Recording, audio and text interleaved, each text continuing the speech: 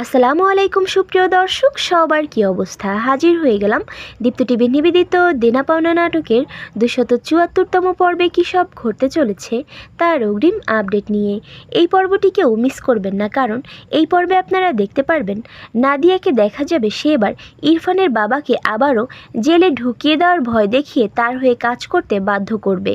সে ইরফানের বাবাকে বলবে, আপনি আপাতত রহমান সাহেব অর্থাৎ রিয়ার বাবার সাথে আপনার সম্পর্কটা ভালো করেন এবং তার সাথে থেকে তার বিষয়ে সমস্ত ইনফরমেশন আমাকে দিবেন। আমি কে, কি চাই, কেন আপনাকে জেল থেকে ছাড়িয়েছি, এর সব কিছুই আপনি আস্তে আস্তে জানতে পারবেন। আপাতত আপনাকে যা করতে বলা হবে আপনি ঠিক তাই করবেন।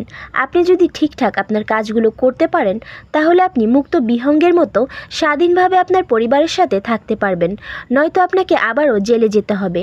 এই বলে সে সেখান থেকে চলে গেলে ইরফানের বাবাকে দেখা যাবে সে এই বিষয়টি নিয়ে অনেক বেশি টেনশনের মধ্যে পড়ে যাবে। পরক্ষণে সে রিয়ার বাবাকে ফোন দিয়ে বলবে, রহমান তুমি আমার সাথে একটু দেখা করতে পারবে? বন্ধুর সাথে বন্ধুর মুখোমুখি দেখা হওয়াটাই ভালো, তাই না? একথা শুনে রিয়ার বাবা বলবে, ও তাই নাকি, ওকে আমি তোমার সাথে দেখা করব। ওইদিকে নাদিয়া বাসায় ফেরা মাত্রই পারে নাদিয়ার সাথে কথা বলতে চাইবে এবং তার রুমে চলে যাবে। আর এটা দেখে পল্লব ও মিথিলা অনেক বেশি টেনশন করতে থাকবে। তখন পল্লব বলবে, পারির কি মাথা খারাপ হয়ে গেছে? ওই মহিলার ঘরে ওকে একা আমাদের যেতে দেওয়া ঠিক হয়নি। একথা শুনে মিথিলা বলে উঠবে, আরে কিছুই হবে না, আমরা তো এখানে আছি, আর ওই মহিলার সাথে আসলেই কথা হওয়াটা দরকার। আমরা অনেক সহ্য করেছি, আর না। পারিকে দেখা যাবে সে নাদিয়ার রুমে গিয়ে নাদিয়াকে বলবে, আন্টি আসলে আপনি কি ধরনের কাজ করেন একটু বলবেন প্লিজ? উত্তরে নাদিয়া বলবে, হঠাৎ আমার প্রফেশন নিয়ে তোমার এত আগ্রহ কেন পারমিতা? আর অন্যদিকে আপনারা দেখতে পারবেন রিয়াকে দেখা যাবে সে এবার সৌরভদের বাড়িতে যাবে তার সাথে দেখা করার জন্য। হঠাৎ রিয়াকে দেখে সৌরভ বলে উঠবে, আমার এখানে আপনার আসার কারণটা কি জানতে পারি?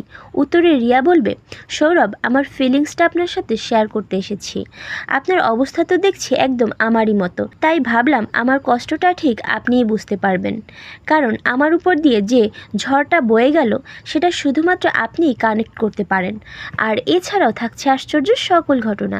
সুতরাং সবাইকে দেনা পাওনা নাটকের আগামী পর্ব দেখার আমন্ত্রণ রইল। ধন্যবাদ।